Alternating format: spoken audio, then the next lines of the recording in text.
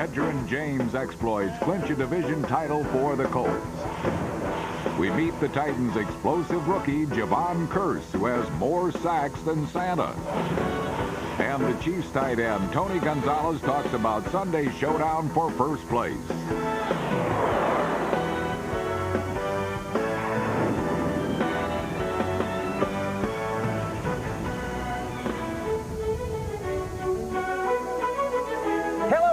Welcome to this week's show. All of us at HBO hope that you're having a very happy holiday season.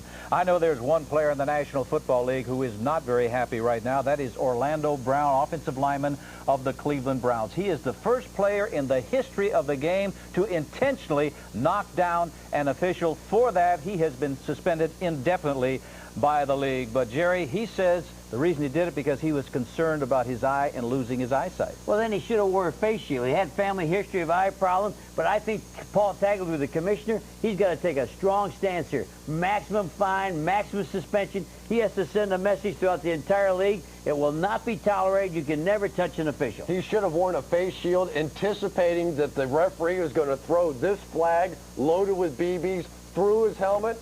Come on. Well, the face shield is because of his family history. The league should send a letter of apology to this player. Should he be fined and suspended? Absolutely, because what he did was wrong. But the league, by throwing these BB-filled flags at players to try and mark the point of a foul, is just as liable, just as wrong. Nick, I think the legal term is foreseeability. Was this foreseeable based on the way the league treats this? Absolutely. Yeah, but the one thing you've got to consider that it was not intentional that referee wanted to injure that player. Yeah, but Lenny, when you talk about intent, you talk about taking a BB bag, and if I take it and I throw it at Chris, I'm going to have a more likelihood of hitting Chris than missing him. The fact is, we assume a lot of risk when we go on a football field. We assume risk of injury maybe from tackling or blocking, but the one thing Orlando Brown did not assume the risk of is getting hit in the eye with a beanbag. Well, you got to look at the official. He assumes that he's not going to get run over by a player. I think that's legal liability also. Right. But what happens? Unfortunately, something like this has to happen before the league is going to change the way they do things. Remember Bubba Smith, 1972? Right. His career was over because he injured his knee. They had those yard markers. They were stuck in the ground, couldn't get him out. He got tangled up in that. How about last year, the coin toss? Hey, they changed that. They will change this next year as well. Just take the flag, drop it on the ground, don't throw it at anybody. Yeah, but one thing, don't make Orlando Brown more of a victim than he is. But he was the one person in the history of the league that did exactly what he did, and that's why they penalized him. Hey, last week in Indianapolis, a win over Washington would give the Colts the AFC East Division Championship. But for some players, there was no doubt who was going to win. Real nice. Real nice, man. Beast of the East. Indianapolis Colts, 1999 AFC East champion. Starts today. Put the hats on. Hats off to Bill Polian and the surprising Colts, who've gone from weakling to powerhouse in a single season. Hoping to cap off the AFC East title, Indy hosted Washington, seekers of their own division crown. This is our game. This is our game. Let's go, baby. They don't know nothing about the NFC. Let's go, baby. Let's go. Come on, baby. Let's take care of business today. Let's go. 60 minutes, all right? Let's finish this thing off. Finish all three. 1, 2, 3. Finish. The Colts look to finish the Redskins early as Peyton Manning and Edgerrin James hooked up to give Indianapolis the lead.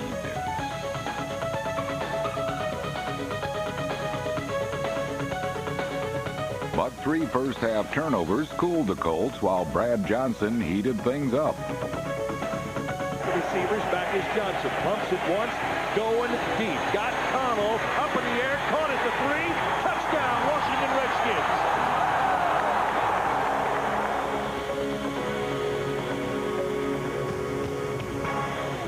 With leading rusher Stephen Davis out of the game with an ankle injury, the Colts headed off the Redskins' attack and wrested control as the game entered the 4th quarter. Peyton fakes, loss in the end zone, touchdown Dilger! Kenny Dilger! He gives him the second back. Edgerrin James puts his head down, keeps on driving, touchdown! Edgerrin James into the end zone! While the Colts' division title prayers seemed answered, Washington rallied to cut the lead to 3. After Brian Mitchell's touchdown, the Redskins recovered the onside kick and had one last chance at victory. 4th and 9 for the Redskins. Johnson takes the snap, drops straight back. Here comes the corner blitz. He throws to the sideline. It's gone!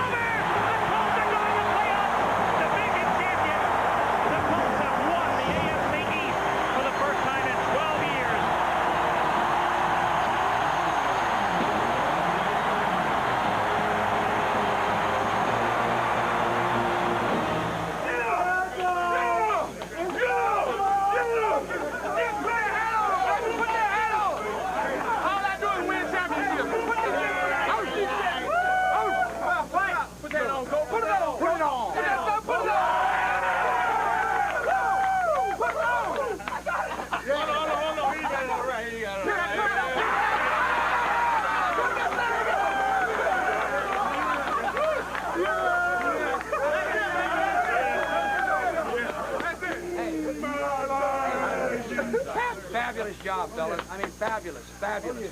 First half, a little messy. That second half was a great effort by everybody. You guys deserve this. I guess. Great job. We overcame some adversity there in the first half. I'm not going to cry. Steve Mariucci's 49ers are singing the blues, but their former boss, George Seifert, has found that nothing could be finer than coaching Carolina in December. Last week, the still in contention Panthers kept right in tune with 3 touchdowns from the Steve Beuerlein-Muhsin Muhammad duet. Double wide each side. Beuerlein throws. It's caught by Muhammad at the 5. He'll take it 2-1. He puts his head down and scores a touchdown. And boy, the Panthers make it look easy. But then a golden oldie showed he could still hit a few high notes. Garcia rolls to his right. Here comes Green. He steps away from him. Throws way downfield. Rice is out there. He's got it. Touchdown 49ers. Jerry Rice. Scoring points has not been the problem lately for San Francisco. Against the Panthers, the backfield tandem of Charlie Garner and Fred Beasley were both number 1 with a bullet. And it's a handoff to Beasley. Big hole over left guard. Breaks a tackle by Alexander. Down the sideline. 5 into the end zone. Touchdown 49ers. But when the score tightened, Beuerlein crooned San Francisco's swan song. Back to throw Beuerlein down the field. Jeffers has it 30, 20. He's gone. Touchdown. Pat Jeffers from Beuerlein. Beuerlein and the Panthers are still hoping to be making beautiful music long after Christmas. Something the Chiefs weren't expected to do until a late season surge pushed them back into contention. Last Saturday, those other burly fellows in red suits weren't exactly handing out much Christmas cheer to their visitors, the stumbling Pittsburgh Steelers. The throw is scurried back. Deep drop. Looking for the end zone. Lofts it right side. It is caught. Touchdown. Tony Gonzalez, who now has more touchdowns by a Chiefs tight end in a single season in the 40-year history of the Kansas City Chiefs. The Steelers' holiday spirit put them in a gift-giving mood. Tomczak is back. Here's the blitz. He throws it over the middle. Picked off with the football. Johnny Edwards up the right sideline. Will go into the end zone for the touchdown. In recent years, Pittsburgh had done better than most opponents when playing at Arrowhead. But this tattered steel curtain was no match for Derek Alexander, who zigzagged through it for the second longest run in Chiefs history. The end around on the fake. And with the football as Alexander comes up over the 20, first down to the 25, still on his feet at the 30, cuts it back 35, still on his feet at the 40, up to the 45, 50, and he's on his way. The Steelers are trying to catch him. I don't think they're going to. And he scores on the end around, a touchdown from 82 yards away.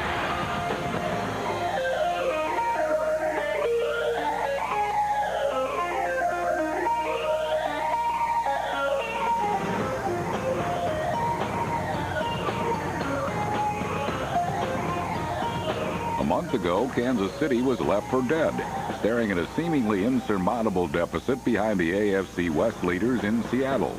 But 4 straight wins, coupled with a quartet of Seahawks defeats, now puts the Chiefs in position to win the division in a Pacific Northwest showdown this Sunday. Yeah, we put ourselves in a position. Playoffs now. It's all about survival. I say 9 and 5 sounds pretty good to me. Gotta get this win. Must win. Do or die, sink or swim. Strength from within can never bend. Feel me? We got nothing to lose. We got nothing to lose. Attack on 3. 1, 2, 3. Attack! Seattle attacked, but for most of 4 quarters, the Seahawks played catch-up as Denver took the lead the very first time a Bronco touched the ball. Watson fields it at the 19. This is Watson, veer and left, steps through a tackle, gets a block, goes to the 25, to the 30, up the sidelines to the 40, through another tackle, breaks a third tackle, going to go down the sidelines, probably going to go all the way. Touchdown, Denver Broncos. Seattle's response was swift and decisive. Everybody into the pattern, getting it a throw to the end zone. Touchdown, Seattle. They come right back. Mike Pritchard runs a post, and the Hawks have climbed right back into the game. That way, Michael. Go west, left, F short, and go 2 jet. Double out, Z strike. From the gun, Greasy to throw, looking, goes to the end zone. Touchdown, Denver. What a pass. From that first quarter moment on, Denver never trailed, and John Kitna was under siege.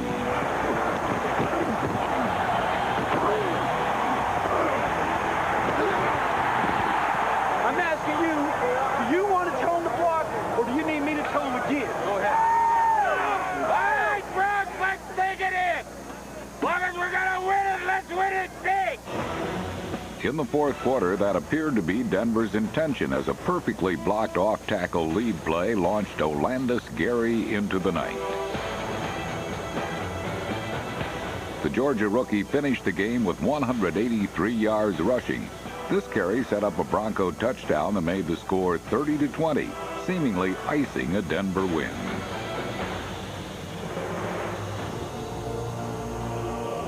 But that's when this battle of AFC West rivals took on superlative new dimensions.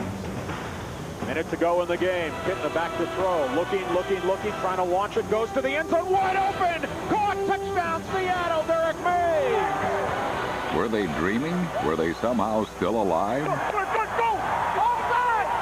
The onside kick that followed gave Seattle the ball with a chance to tie the score and send the game into overtime. Todd Peterson, you owe us one. This will be a 45-yard field goal. Snap, 45-yarder on the way. Good! 5 degrees above zero, wind chill, and we're knotted at 30. On into overtime, where the Seattle Seahawks squandered their golden opportunity. Oh, the chances. Oh, the chances. Dawkins comes left. Look out to the right. Fumble. The ball is loose. The man scrambles. Denver's picked it up. Glenn Cadrez is going to go all the way and score. Touchdown, Denver.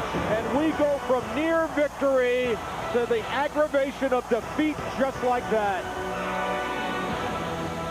When I hit him, I saw the ball and I tried to scoop it. I'm glad Glenn was there, though, because I probably would have ended up getting it. We'd had to drive. Glenn picked it up for the touchdown, so it worked out better that way.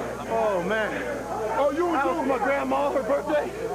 To your homeboy, to your immediate right, he fit in the overtime. Appreciate that, man. Oh, man. Saved the day, man. Nobody said it'd be easy, but I assure you guys are trying to kill me. I tell you what, you guys fought. We lost a little bit right there at the end. But you managed to come back and stay in there and fight your ass off. That's what it's all about.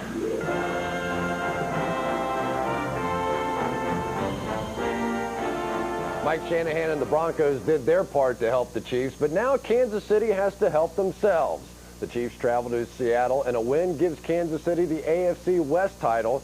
So let's bring on one of the best tight ends in all of football, the Chiefs' Tony Gonzalez. And Tony, first of all, congratulations on making the Pro Bowl. But this is an even bigger honor. It's been about 25 years since we've had a tight end on this show. I appreciate it. Thank you very much. Tony, why do you think the drastic improvement in your game this year, 10 touchdowns this year, just 2 a season ago? I think the season that I had last year kind of helped me out for this year. It kind of prepared me. I learned a lot about myself on and off the field and what it takes to go out there and be a winner. I started reading books like Lombardi, Phil Jackson's, Pat Riley's. Just go over there trying to get a formula that works for me, because I was doing everything correct last year, but I wasn't doing what was working for me, and I just had to figure out what works for me, and that was basically just concentrating, relaxing, and going out there and having fun and playing my game. This week you take on the Seattle Seahawks with the division title on the line, and Seattle's been struggling trying to stop the run, and I would think that plays right into the strength of the Chiefs. That's Gunther Cunningham's style. That's Jimmy Ray's style. We like to run the ball, pound it, and then hit you with the play-action pass deep. And we're not going to change our style. That's what we've been doing every week, and it's been working for us, so I see no reason to change right now.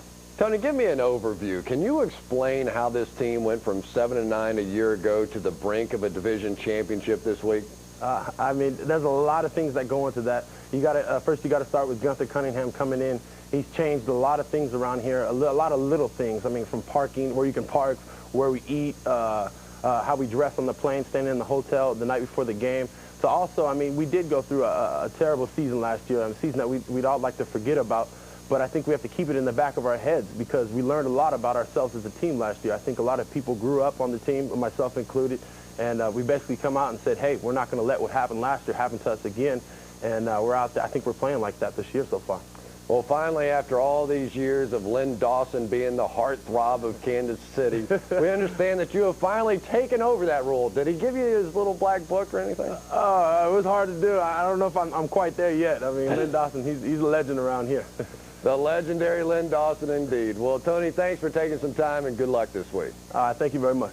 For more on this game, let's go over to our Hall of Fame heartthrob, Lenny Dawson. Oh, yeah, heartthrob. At my age, I'm just happy that old heart is kicking right now. Let's talk about this football game. The Seahawks have lost 4 in a row, and they're in danger of missing the playoffs for the 11th straight season. Yeah, and Kansas City has won 4 in a row, and the main reason for that, plus 23 in a takeaway giveaway situation, far above anybody else in the NFL. Plus that Elvis Skurback, Jerry, he's no longer going by the script, actually ad-libbing, I like Kansas City. He likes Elvis? That's news. But I don't like the Seattle defense. What has happened to this defense? Last week, they had 3 plays and out, and that didn't happen until overtime. You look at all the money players they had, Chad Brown, Michael Sinclair, Cortez Kennedy. I don't know, they've all become invisible. And Sam Adams, the only time I hear his name is when somebody orders a beer. I'm going with Kansas City to win this. All right. I'll tell you why Kansas City is going to win this football game. Their defense has scored 8 times this season. Big play by their linebackers, Donnie Edwards becoming a superstar. Marcus Patton doing an outstanding job. All right, Chris, all 3 of us like the Chiefs. I'm going the other way. John Kitna, despite the fact that he didn't play very well last week, I think he is a special player and will get it done in the clutch. I like Seattle. Well, Elvis will be in Seattle this weekend, but last weekend, the Eagles had a 3rd-string quarterback who also played like a legend, Koy Detmer. With the Eagles' number 1 and 2 quarterbacks out with injuries last Sunday, 3rd-stringer Koy Detmer got his chance to pump life into the league's lowest-rated passing attack.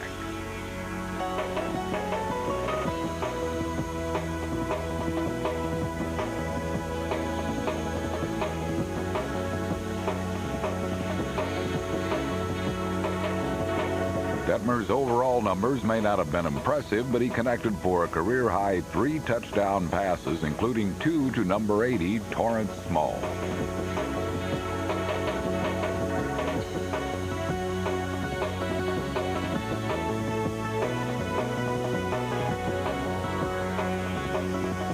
Detmer and the Eagles took advantage of 7 New England turnovers as they dealt the sinking Patriots their 5th loss in the last 6 games.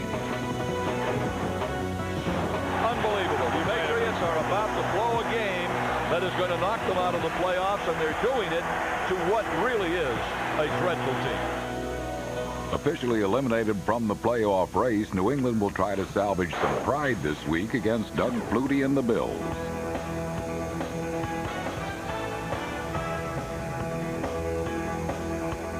Last Sunday, Buffalo made its first trip ever to Arizona, and the desert air definitely seemed to agree with the Bills early on, as Buffalo built a 14-0 first-quarter lead. In motion, hand the ball to Linton up the middle, breaks the tackle at the goal line. He drives to the goal line. He is pushed back out of the end zone. He's still going. He busts loose on the right side, throws the ball across the goal line and scores.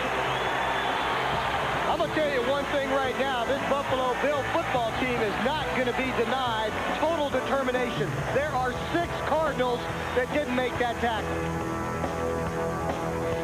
The Cardinals managed to keep it close, and a Rob Moore touchdown catch pulled them within 3 with less than 2 minutes to play in the game.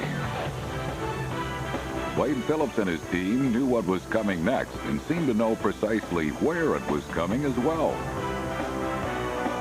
The onside kick coming up, and it is caught by the Bills and run to the 30, to the 20, the 10, the 5, and Henry Jones goes into the end zone for the touchdown. How do you like that? While the 9-5 Bills are looking for a wild card spot, the Titans still have their sights set on a possible division title. The first order of business last Sunday, however, was to clinch a playoff berth.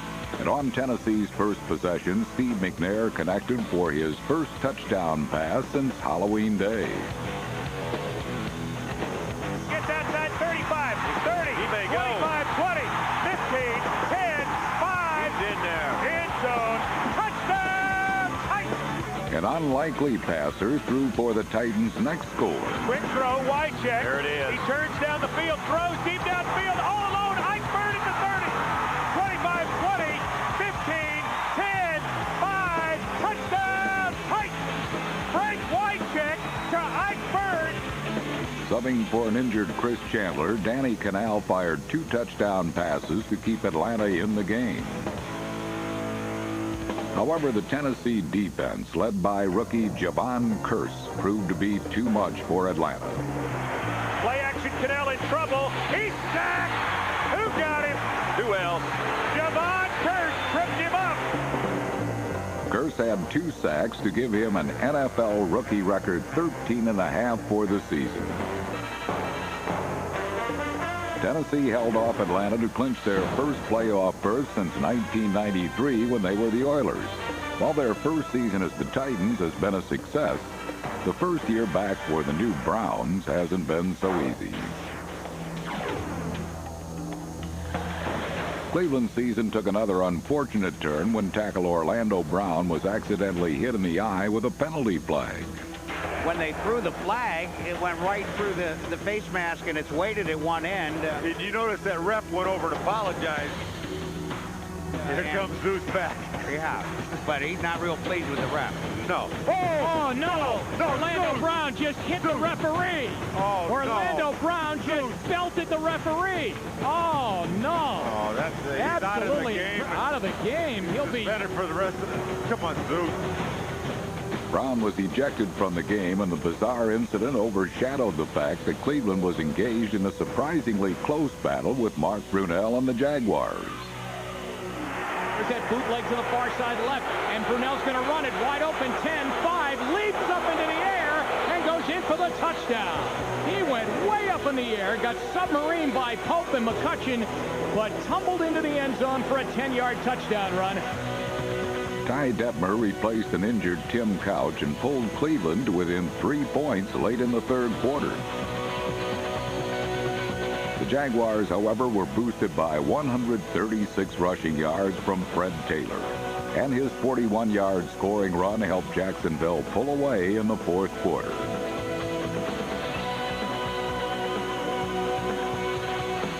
The Jaguars have now won 11 straight, and at 13-1 can clinch a division title with a win this week in their showdown with the Titans.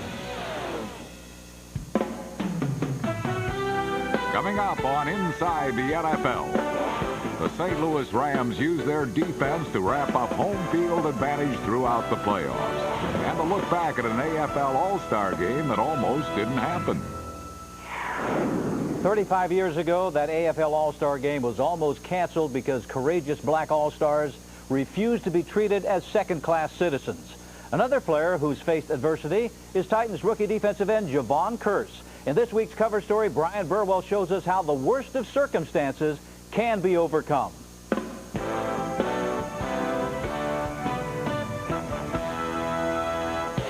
want to be the best. I want to just change the name of defensive end. Front runner for Defensive Rookie of the Year, Javon the Freak Curse is quickly making a name for himself and now stands as a monument to success. Yet a young Javon Curse, growing up here in his hometown of Fort Myers, Florida, would discover that his last name had become a monument to anything but success. It had become a symbol of tragedy, brought on by the violent deaths of far too many relatives. Grandfather, uncles, cousins, I mean, you name it, a death there somewhere. His dad got killed with a gun. I think his uncles and stuff, they got killed with a gun. So Curse back then and to the news press and to Fort Myers was just like a disease, you know. It was something that people thought it was a voodoo. But Javon was determined to escape that cycle, to get away from the violence that surrounded the projects where his mother was raising 6 other siblings. He sought the help of his best friend, Cisco Navas. A lot of warning, a lot of screaming, a lot of yelling going on, a lot of fighting. Cisco lived on the other side of the bridge. Then he had a place like back deep in the woods. It started off slowly. I started just hanging out with him like over the weekends and bringing clothes over. Then before I knew it, I go home and I don't even have any clothes at home. The relationship between my mom and Javon is like mother and son, you know. My mom would do anything for me. Just come home and, you know, she have everything ready. I mean, we didn't have to worry about nothing but just, you know, just playing high school ball or going to school. Finally free of the family hardships, Javon began to flourish as a National Honor Society student and football star at North Fort Myers High. But as a freshman at the University of Florida, the negative family legacy arose again with the shooting death of his brother. This actually happened like maybe 100 yards or less from my mom's apartment. I'm gonna go to the hospital, and she looked at me. She like, he already passed. Right then, I think, well, he knew about his family. Just seeing him on that bed, that moment, I know that he was thinking about his dad, his brothers, you know, all the other people in his family. I didn't know what he was gonna turn. I know he had a good head on his shoulder, but I worried that day. My life has to go on. I just can't just drop out of school and just go home. 3 years later, the curse has been lifted, and now the name is being honored. But Javon's pain still lingers. You know, every time he went out on the field, he thought about his brother. His opponent, he visualized those people are hurting his brother or some part of his family. And that's how he take it out. And now his on-field rage has lifted his family in ways no one could have imagined. Take this coming weekend in Tennessee. And two of my little brothers and my little sister, they're flying up, and then my Uncle TK and my Aunt Shirley. This is going to be a special Christmas for us, and hopefully it'll be special for Javon. We're going to put the music on, we're going to decorate the house, and we're going to have us a family Christmas.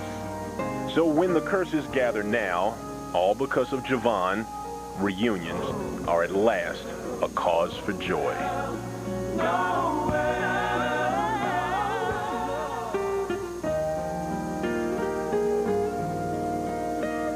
What a great story this holiday season to see just how much Javon Kearse has overcome in his lifetime. And this week he's going to have to overcome Leon Searcy and the Jacksonville Jaguars, who come into town. And Tennessee, Nick, is the only team this year that has knocked off the Jaguars. Yeah, I know. Javon Kearse has been going up against all those patsy offensive tackles. Oh, it's a terrible division. Terrible I don't think Jacksonville is beating a team with a winning record, but they have Fred Taylor back, the offensive. That'll slow down the pass. Blaine Bishop, the best run stopper for Tennessee. He's hurting. I think this is a play-action passes to Mick Cardell and Smith. I think Jacksonville wins. Well, Jacksonville wins because they're well-rested. Last week, who did they beat?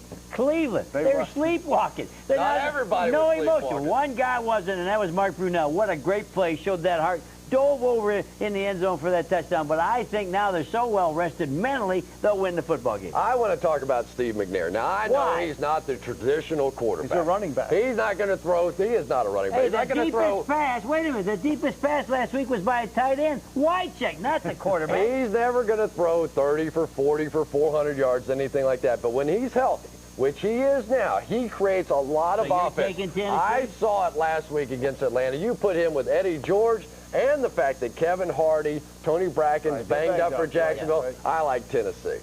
Well, the AFC Central title will be decided, that's right, on Sunday. But the NFC Central is still muddled with 4 teams in contention. Last week, the Bears graduated to the big time. Here's to you, Mr. Robinson. Chicago loves you more than you will know. On Sunday against Detroit, Marcus Robinson, last year's NFL Europe MVP, had an all-world performance with 11 catches for 170 yards. Down, back to throw. Throwing deep, far side. The ball is up. Touchdown, Marcus Robinson.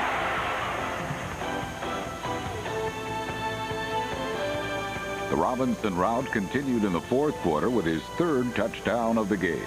Back to throw McDowell. Throwing deep, near side, Robinson at the 5. Oh! He's in! Touchdown! Rookie Cade McNown and his favorite target will attempt to hook up again this week in St. Louis. The Millennium Meltdown must be upon us. Oh, wait, it's just another Rams home game. But opponents should be wary when visiting the Trans-World Dome.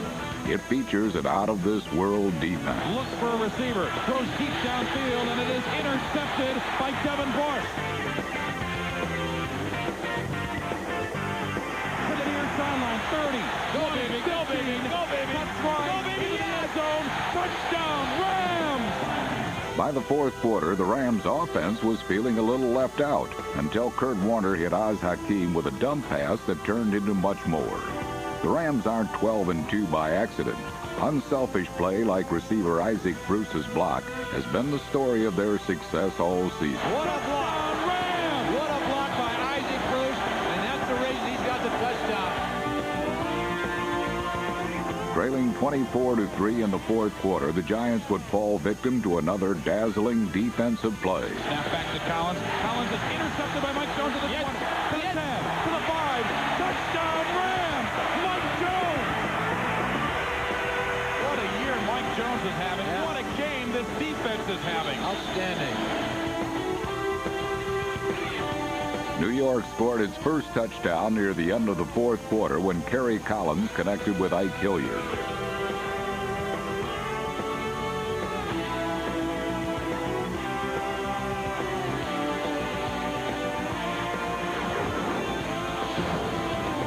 The Giants' score was far from enough as the Rams clinched home field advantage throughout the playoffs. At 7-7, New York is still in the playoff race, but they'll need a win this week against the Minnesota Vikings, who seem to have lost their rhythm. The Vikings were hoping to get back in step last Monday night against the Packers. Dorsey Levens scored the Packers' first touchdown with a hip hop into the end zone.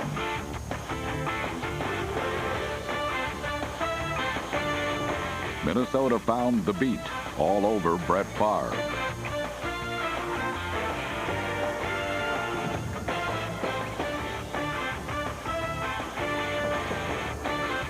Trailing 10-3, Jeff George hit a bomb to Randy Moss. Great fake cut. Throws that Moss to the 20-yard. To the 10 Vikings. The bound to Randy Moss. Moss freaked for 2 touchdowns and 131 yards, but he could only watch helplessly as Green Bay executed a fake field goal to take the lead in the fourth quarter.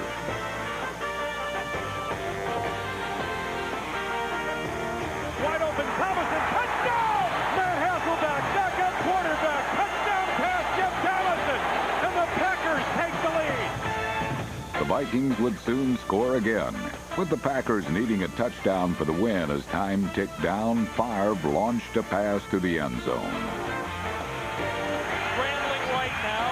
Looks downfield, throws on the run, tip ball, intercepted. Robert Griffin picks it up on the Hail Mary. At 8-6, Jeff George and the Vikings are still in the hunt for the NFC Central title, but face another must-win this week against the Giants.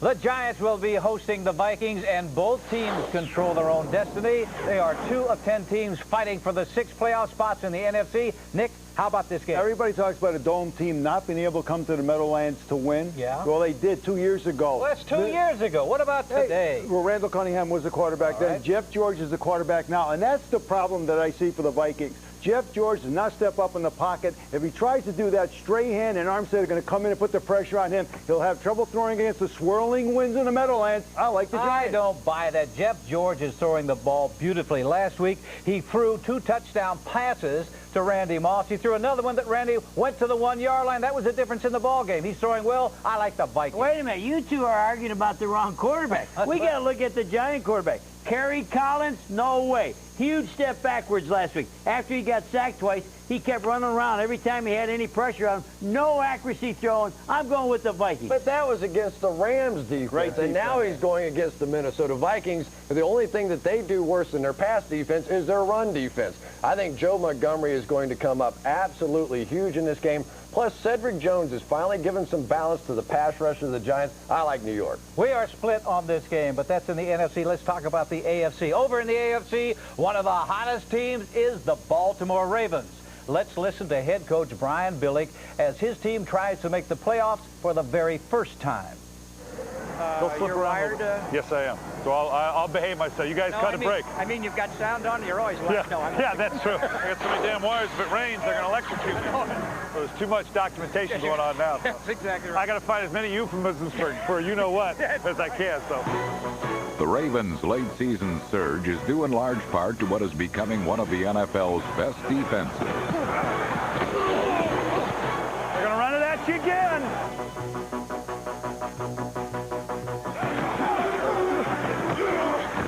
Here's what I know. Yeah. Pass! Pass! Back to throw, Tolliver throws over the middle. It's picked out. Ron Wilson's got it. He's at the 40. He's at the 30 and tackled at the 27-yard line.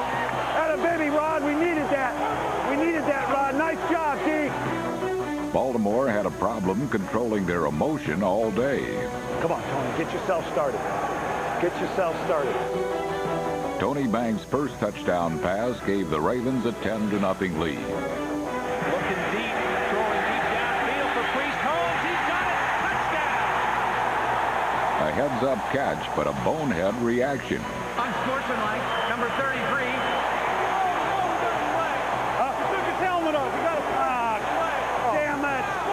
Holmes was given a penalty for excessive celebration. Boy, we do something right and we screw up. If I got one guy on this team that does not have the passion to pull his helmet off like that, it's Priest Holmes. I would have bet a month's pay. He would have. Of all the guys on this team, if you told me someone's going to pull their helmet off after a play, it wouldn't have been him. Figure that one out. I like the passion. Just don't care for the judgment, right? I know what you're saying, too. It's okay. That's okay. I like that passion. We just got to use good judgment. That's a hell of a catch. Right here, man. We can stick a dagger right in the middle of it. Get it up. Get it up. Get it up. Get it up. Come on. This is a play right here. This will suck the heart right out of it. Drops back in the pocket, pressure, throws the ball. Armour, great catch. Is he in? Touchdown. About to take this thing over, men, and throw it every damn down. Okay? Tell the line that. Tell whoever we got to tell that. Feeding frenzy now. It's a feeding frenzy now. Everybody wants one. Rolling over the middle on the slant. Ismail's got it. He's going to go the distance. Banks' third touchdown pass of the afternoon gave Baltimore a 24-0 fourth quarter lead.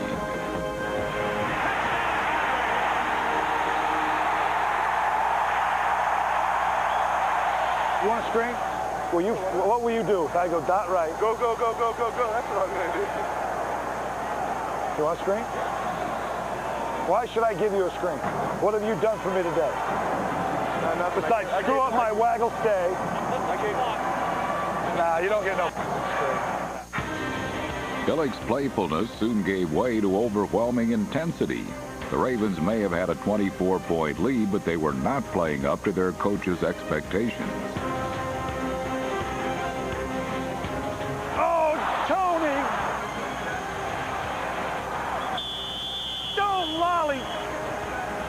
Just letting him hang right here. Almighty Tony. Let's go. Now, come on. Tell me right now if we can't run. Blackshear's just getting your ass kicked, Black. He's kicking your ass, Black. Can we run? Can we push him off the ball? Then let's go. Come on, think. Well, that's not the way I want to finish, guys. It's a hell of a game, but that's not the way I want to finish. Some of us have shut it down. Danny Wuerffel's at quarterback out of the shotgun on 2nd and 8 from the 14. Wuerffel with the football. Feels some pressure, throws, and it's picked off. The Ravens' Corey Harris has it. Baltimore finished strong for their third straight win. Get in! Get in! Going for the end zone. 10, 5. Is he in? He made it. Touchdown, Corey Harris. Don't hold it up like that. That's all right. It's going to look like a rat kill. I know. Thank God our defense killed him. That's a good day's work, D. Good job, D. That's a good day's work. Nice job. Nice job. Nice job. That's a good day's work. I'll tell you when you know you're making progress, man. When your fans can boo you on a 31-8 game because they want more, they're getting greedy, and they know they can expect more, that's pretty good. That's okay. That's a loving boo. It's prime time and crunch time. With Dallas very much alive in the playoff picture, the Cowboys utilized all their tricks against the troublesome Jets. Aikman on the handoff, on the end around, a rocket Ismail. He's to the 20, he's to the 10, he's to the 5. Touchdown! Rocket Ismail on the end around. Missed tackle after missed tackle, and then a terrific explosive run by the Rocket for 27 yards and a touchdown. The Rockets' reverse wasn't the only Dallas deception of the day. Head coach Chan Gailey reached deep into his game plan and came up with a playbook-perfect surprise. Now they fake it to Bjornsson, and he's going to go in for a touchdown. What a great call by the Dallas Cowboys. Eric Bjornsson took the snap, and the Jets just stood there and watched number 86 go in for a touchdown. But hometown finesse was soon trampled to the turf by the running of Curtis Martin. He carried 9 times for 38 essential yards in the Jets' last gasp drive to the winning score. Here's the snap and the placement and the kick on the way, and it is good.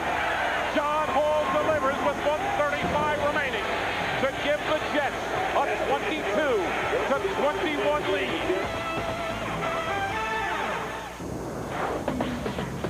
This Miami crime scene involved both the Dolphins and Chargers, a pair of perps that couldn't pull off a touchdown all day long. Harbaugh looking to throw. Good time this time for Harbaugh, but nobody open. Richie Owens got a foul ball. That ball came loose. They're going to give it to the Dolphins. All right. Dan Marino had a solid day despite the lack of touchdowns, going 22 for 36 for 241 yards. But Olindo Mare was the main weapon, kicking 4 field goals, including the go-ahead points late in the final quarter. With 10 seconds left, only 3 points separated the teams. To tie the game at 12 from the right hash mark. Snap is down. The kick is away. Carney's kick and hit the upright. It's no good. And John Carney, who is usually money, misses the field goal. And the Dolphins have hung on to win this football game. A game in which they didn't score a touchdown. Tony Dungy's Bucks had 6 straight wins and a promising rookie at quarterback. Their playoff potential seemed bright until they met the Raider defense. Play action. Oh, they blew it up. Aaron Barton got in there and just ran right through Sean King. What a way to begin. There's King. He lost the ball, dropping back. Lance Johnstone picks it up. He'll run it in. Touchdown, Raiders. Sean King just dropped the football away right to Lance Johnstone, and he walked into the end zone for a touchdown. This bloody blowout was aided by a ground attack that dealt the Bucks their worst loss in history. Here comes Tyrone up the middle, 25-20. He may go out. Tyrone Wheatley in a blink of an eye. His longest run as an Oakland Raider. Both Wheatley and Napoleon Kaufman exceeded the century mark for the Raiders. Breaks one tackle of a Hanatu, comes back left. He may go the whole distance. Pouring out to block. Kaufman's going to go the whole way. Touchdown, Raiders. A 75-yard cutback run by Napoleon Kaufman. 45-0. The Oakland Raiders have scored 6 touchdowns on a defense that allowed 13 in 13 games this year. All the Raiders played like Pro Bowlers last week, and in this week's Inside Update, we'll find out just who did and did not make the NFL All-Star team. The Jacksonville Jaguars, led by wide receiver Jimmy Smith, had an NFL-high 7 on the team. St. Louis got 6 in, the most players they've named since 1986. Tampa Bay has had as many Pro Bowlers in the past 3 years as they had in their first 21 seasons combined. The Colts triplets Peyton Manning, Marvin Harrison, and Edgerrin James all make it. The Ravens get 3 players from the defensive side, including middle linebacker Ray Lewis. Veterans like Panthers Steve Berline and the Raiders' Rich Gannon make their first appearance. But perhaps the biggest news is who didn't make it. For the first time since 1980, the 49ers failed to place a single offensive player in the Pro Bowl. The Cardinals, Simeon Rice and his 14 sacks, failed to land a spot. And future Hall of Famers Bruce Smith, Jerry Rice, and Junior Seau all were left off the team. Now for some more inside information, let's go to Lynn Dawson and Gary Myers. Chris, thank you very much. Gary, at the top of this program, we all voiced our opinion on the bizarre situation surrounding Orlando Brown. What can you add to that story? Lenny, I spoke with Tom Condon, who's Brown's agent, and on Thursday he was in the process of filing an appeal of the suspension with the NFL office. This suspension will cost Brown about $50,000, and it could be more because it's an indefinite suspension that could carry over the next season. All right, Brown has been suspended, but what about the referee, Jeff Triplett? The NFL will take no action against Jeff Triplett. That no discipline is needed. He will work a game Sunday just as scheduled. What is the league going to do about this situation? Well, first of all, Jeff Triplett used to be a back judge, so he's used to throwing that flag. He's a referee now, and around the line of scrimmage, he should have tossed it in the air. That's what the league is saying.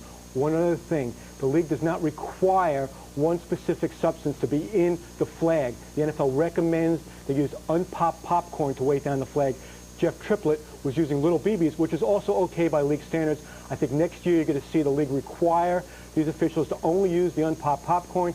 Jerry Seaman, who runs the officiating department, when he was the referee, that's what he used. I don't care what they put in it because it weighs something, and if it hits somebody in the eye, it's going to do damage. We have seen that already. What they have to do is make sure this never happens again.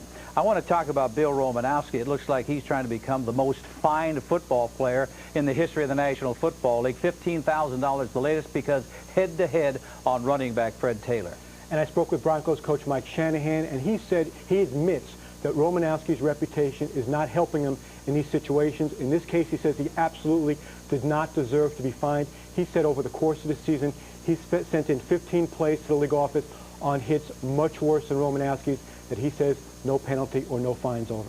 Bill Cowher of the Pittsburgh Steelers, he's been in hot water all year long. Now, he says he wants to remain as the Steelers head coach, but what does the owner, Dan Rooney, have to say? And I spoke with Dan Rooney. He said he absolutely wants Cowher to be back next year and fully expects him to be back as the Steelers coach. Let's talk about the Washington Redskins. They have a young owner, Daniel Snyder, and they have a coach by the name of Norv Turner. Norv, will he be back? Well, when Daniel Snyder bought the team, he said if Norv Turner makes the playoffs this year, he's back next year. If the Redskins win in San Francisco on Sunday night, they clinch a playoff spot, and you can expect Daniel Snyder to come out and say that Norv Turner will be back next year, and defensive coordinator Mike Nolan is also in the process of saving his job. Win, baby, win. That's all that's necessary in the National Football League. Thank you very much. We'll see you next week. Okay, Lenny. Chris, let's go back to you. Thanks, Lenny. As we head into the new millennium, today's NFL players have little idea of how far we've come as a society. Today, things like charter travel and modern training facilities are taken for granted. In this week's NFL Storybook, we go back 35 years to a time most Americans would just as soon forget.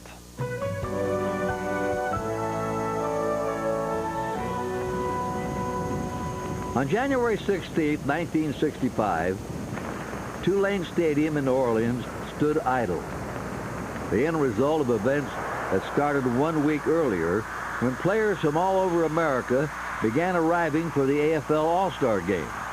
When we got off the plane, they got you in a line where the cab run up, they throw your stuff in, and you whiz right out of there. Well, when we got to the car to get in, he pushed us back and asked some white couple that was behind us and shot them in the cab and pushed us out of the way. When we walked in the hotel, you could sense something was wrong. I get on the elevator, go to my room, and the elevator operator says, you monkeys get in the back so everybody can get in. To the players' horror, discrimination was widespread throughout the city. They just closed the doors and they blocked the door off, and it became hilarious to us. Then we made them all block all doors off because we went from one restaurant, one saloon to the next saloon just to see them do it. And it just became a joke to us, you know. It was a real cartoon. So I got to the bus Monday morning, and Coach Sid Gilman, who was the coach of the All-Star team at that time, started taking roll. And then somebody said, hey, all the black guys are missing. When we come together, I told the players, I said, look, they're going to tell us they're going to bring somebody from the mayor's office, some black guy, which would be a lie. So they came in and said, we got this guy from the mayor's office coming over, and we're going to straighten this matter out. The guys started laughing. They said, we got this guy from the governor's office, a black guy. I said, yeah. So you're full of too. So the black athletes got together and voted to boycott the game in New Orleans. What was most outstanding, everybody was unanimous. If I got put out of football, I was put out of football. But someone should have taken a stand long before then. Within 2 days, I was traded to Denver. They wrote me a letter, 2-page letter, explaining to me how a football player's role is not to help his people and is not to get involved in things that's going on in other parts of the country. All I'm supposed to do is to play football and keep my mouth shut. And that's totally different from what my dad had taught me. They played the game in Houston, Texas. but the ripple effects reached into the heart of America's growing civil rights movement. We really didn't know what a giant step we were taking at the time. That foolishness had been going on for a long time in the NFL, but we were not going to put up with that foolishness any longer. Now, an interesting sidelight, the following year, New Orleans enacted anti-segregation laws. So that conduct by this group of what I think very courageous athletes at the time changed, in many respects, certainly changed that city, and I think maybe changed the whole nation. It took a lot of courage. For the record, the AFL West won the 4th AFL All-Star Game 38-14. America's black athletes scored a much more meaningful victory. It was time for some men to stand up and be counted, in my opinion. I think that's what we did.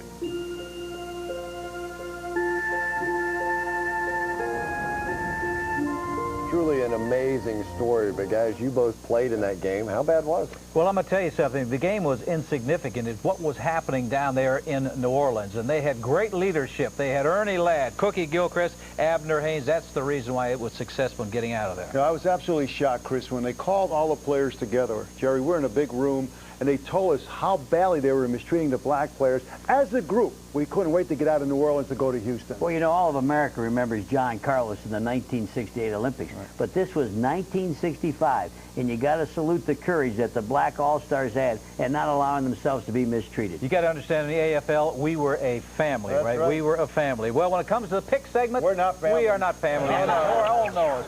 We're fighting each other. Last week, very close. Hey, for the season, it is still very close. Chris is on the bottom. Earlier in the show, we picked several games. Now it's time to pick the rest. Dallas controls their destiny. They'll defeat the Saints and keep their playoff hopes alive. Jerry and I like Jake the Snake Plumber and Arizona to win in Atlanta, but Nick and Chris like the injured Chris Chandler to lead the Falcons. Carolina's hot combination of Steve Berline to Mushin Muhammad will be too much for the Steelers, who have won just one home game this year.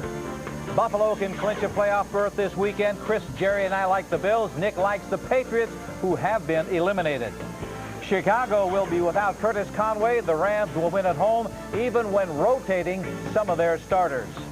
Indianapolis will win their 11th straight by beating Cleveland. Oakland is coming off a 45-point victory. They'll win in San Diego and keep their slim playoff hopes alive. And Washington will use Skip Hicks. If Stephen Davis can't make it, they will defeat the 49ers. Now for the rest of the games in more detail. We've got Denver at Detroit, and Nick, Charlie Batch will start for the Lions. Well, Denver's season may be over, but Mike Shanahan has them playing like they're going to the playoffs. His starting of Brian Griese early in the season may have been controversial, but it's become prophetic for Shanahan. Throwing against that weak Detroit defense, I like Denver. Hey, it wasn't an unusual thing, but to start Griese, to me, I'll tell you that. All right, Orlando Scary, the running back, he is going to be the difference. I also like Denver. What do you got, Chris? Playoff implications in Baltimore. Jerry, we haven't said that in a long time, but Cincinnati comes in red-hot winners of 3 in a row. But Cincinnati's whole gig is Corey Dillon. Run that football. The Ravens defense haven't given up a 100-yard rusher for the entire season. I'm going with the Ravens defense, not the offense, the defense. Brian Billick has done the same thing with Tony Banks that he did with Randall Cunningham a season ago. I also like Baltimore. Next up, we got Green Bay at Tampa Bay. The Bucs can win the NFC Central with the wind and some help. Well, you got to look at the Bucs. They're in bad hands with Mike Allstott. 6 fumbles he's lost. But Sean King, he gets to throw that football against zone rather than man, and he wins the football game. But Leroy Butler is banged up for the Green Bay Packers, and he's the heart and soul of that defense. When he's not in there, I just think that all said and done too much. I like Tampa. The Packers, where is that pass rush? It's very anemic. Woo! Where is Reggie White when they need him? No Packers selected to the Pro Bowl. I'm going with Tampa Bay. I think of the 4th quarter. It's hot down in Tampa Bay. I can just see Gilbert Brown. He's going to be sucking wind, and all of a sudden, Warwick Dunn will be catching those screen passes. No way. I like Tampa Bay. There'll be no wind for anybody else out there on that field. All right, we got the Jets at Miami. The Dolphins can clinch a playoff spot with a win and a Seattle loss or tie. You know, Ray Lucas has just been outstanding lately. You take his decision-making from the beginning of the season and what he's doing right now, what a difference. I like New York. Who's playing well right now for the Jets? Keyshawn Johnson. 11 catches, 2 touchdowns versus the Dolphins last week. He catches a one-hand left or right, doesn't make any difference. He's going to be the difference. The Jets are going to win the game. You know, the Dolphins can't beat the Jets. They can't beat the Jets, but they're going to beat them this week. Kippy Brown is just hand-tied Marino. He won't let him throw the football down the field. This week it's Martin, it's Yatil Green, big plays. I like the Dolphins. You like the Dolphins. They can't score in the red zone. All they do in the red zone is bring out the field goal kicker. You have to score touchdowns because of Lucas, Martin, Keyshawn Johnson. They'll be scoring touchdowns. I'm going with the Jets. I'm going to get some earplugs is what I'm going to do. I want to know something. Why is everybody so excited? I don't know. The season's coming to an end. It's only a game.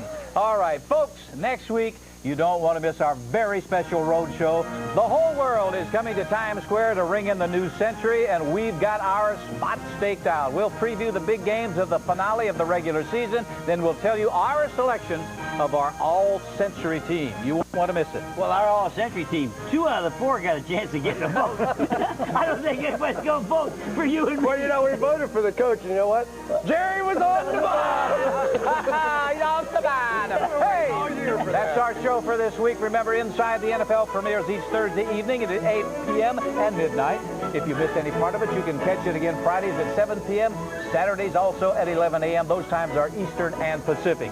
So for Nick, Chris, and Jerry, I'm Len Dawson saying Merry Christmas, Happy Holidays, and thanks for watching the show the pros watch, Inside the NFL.